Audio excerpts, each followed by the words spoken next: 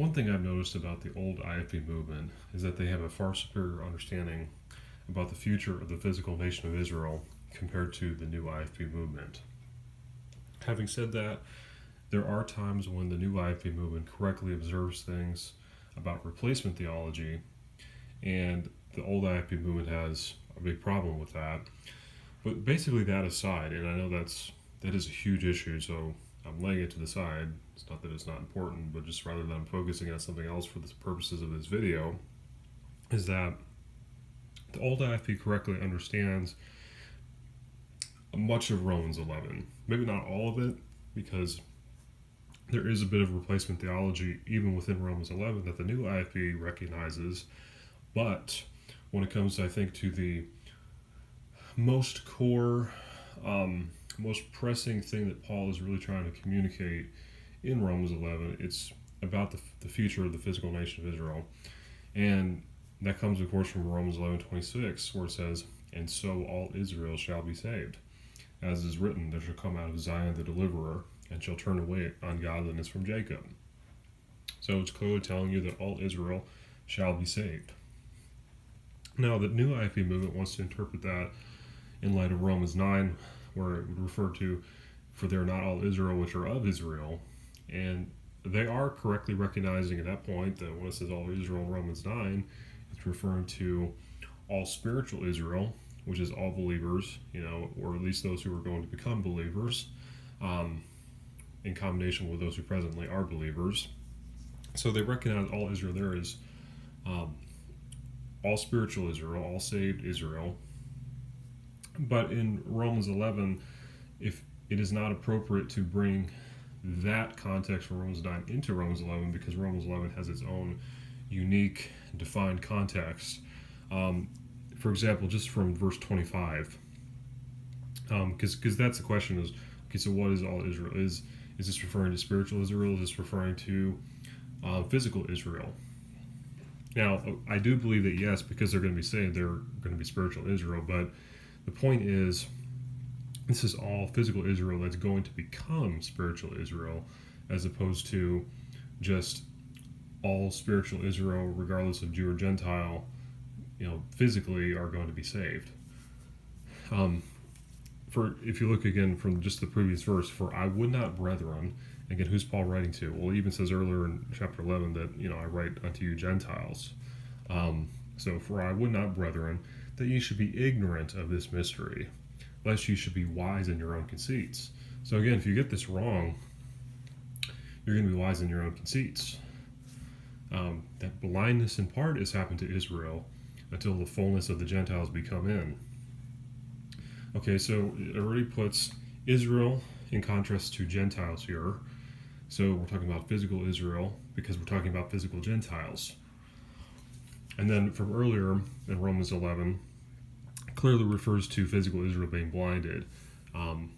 Israel hath not obtained that which he seeketh for, but the election hath obtained it, and the rest were blinded.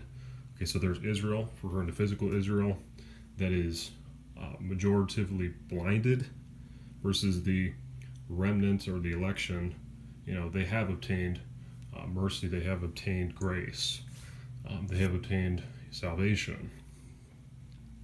So clearly from Romans 11, and then even just from a few verses up, even from verse 24, it talks about the natural branches, and we're referencing again, even from earlier in Romans 11, about the wild branches, which are the Gentiles. The natural branches are the Israelites, the Jews, the physical people. And Paul's saying to the Gentile believers, particularly, that if they're ignorant of this mystery, that blindness in part has happened to Israel until the fullness of the Gentiles be come in. And again, how does he define that blindness in part happening until? What is that turning point? Well, and so all Israel shall be saved. It's speaking of, so all physical Israel shall be saved. When does this happen?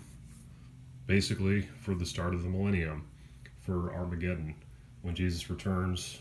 Zechariah 12, 13, 14, that's what you need to be looking at. So the new IFB movement is pretty much putting forth in, well, again, there are differences because there's a Calvinistic side where their eschatology tends to be either post millennial or amillennial, and for an old IF, certainly for an old IFB, and I know the new IFB movement is premillennial as well, but generally what seems to be associated with premillennialism is some form of dispensationalism. Um, and it's kind of fascinating to see the differences that are out there. The truth is, there's just different aspects within all these different systems that may or may not be true. Premillennialism is, totally Bible truth. Revelation 20, it's so clear. Again, if you take the Bible not literally, then you don't have a premillennial future. But I'm concerned with literalism, therefore premillennialism is true.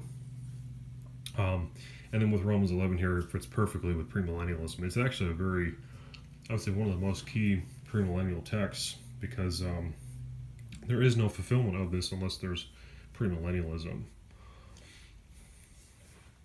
At least no coherent way to understand this if you don't have premillennialism, is what I would say.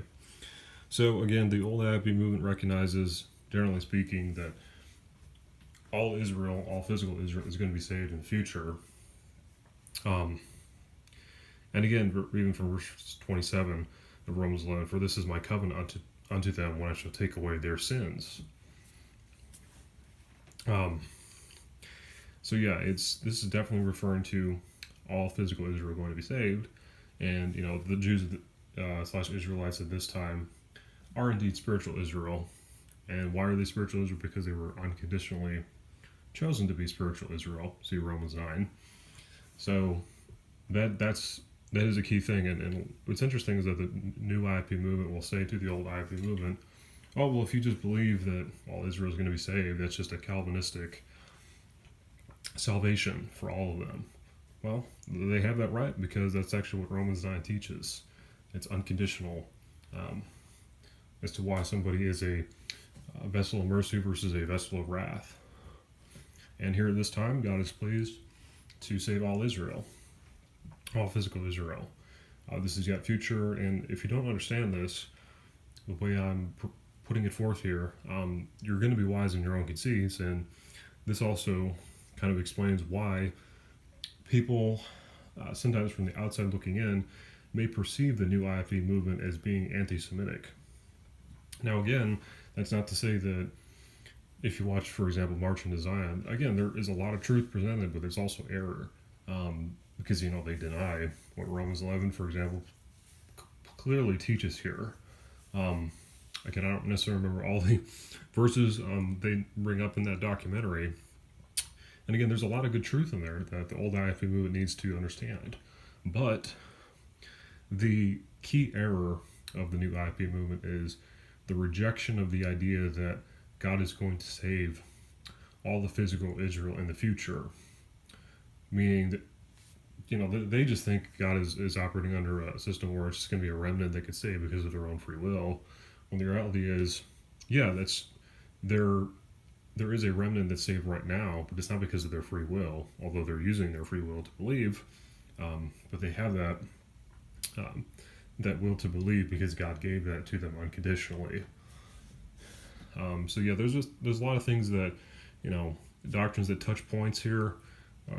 I've previously gone over like how Romans 9 through 11 is just not properly understood in its entirety by, virtually any preacher that's out there that I know of. I mean, you're going to hear a lot of truth presented about certain subjects in these chapters, but I really don't see anybody that's putting it all together coherently, actually sticking with the text. Romans 11 is very clear about all Israel being physical Israel here, as opposed to Romans 9's all Israel being spiritual Israel, meaning regardless of being a Jew or a Gentile. But here in Romans 11 is specifically dealing with the physical nation of Israel. Amen. Thank you.